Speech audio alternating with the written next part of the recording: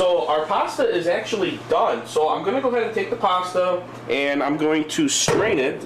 And what am I using? Pasta strainer, what we call it. So we're going to put the pasta in here.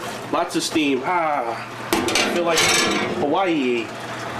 So we're going to run a little bit of cold water on the pasta. This will actually help increase the chances of the pasta not sticking. So as we're running cold water on the pasta, we're going to mix up the pasta a little bit.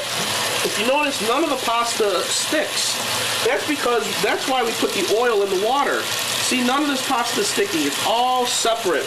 So by doing the cold water on here, it rinses off the starch of the pasta so that the pasta doesn't stick together.